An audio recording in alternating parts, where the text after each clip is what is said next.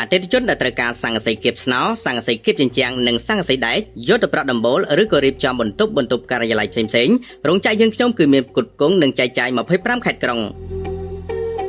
ភាគច្រើនគឺគាត់យកទៅប្រក់ដំបូលឃ្លាំងរោងចក្រផ្ទះតាមតម្រូវការរបស់គាត់ហើយសម្រាប់គុណភាពគឺល្អមែនទែនសម្រាប់សង្កសីគៀបស្នោគឺជាផលិតផលមួយដែលអតិថិជនកំពុងតែត្រូវការច្រើន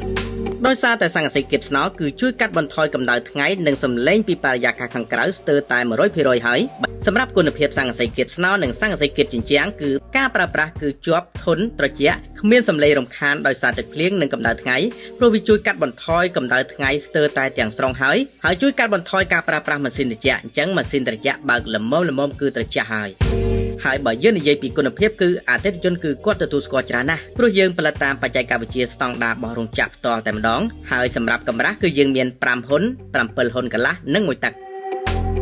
រីឯតម្លៃវិញគឺតាមប្រភេទកម្រាស់នីមួយៗផងដែរសម្រាប់អតិថិជនដែលត្រូវការកម្មង់ឬក៏សាកសួរព័ត៌មានបន្ថែមបងប្អូនអាចទំនាក់ទំនងតាមរយៈលេខទូរស័ព្ទនៅខាងមុខវីដេអូនេះឬក៏ទំនាក់ទំនងឆាតមកពេចផ្ទាល់តែម្ដង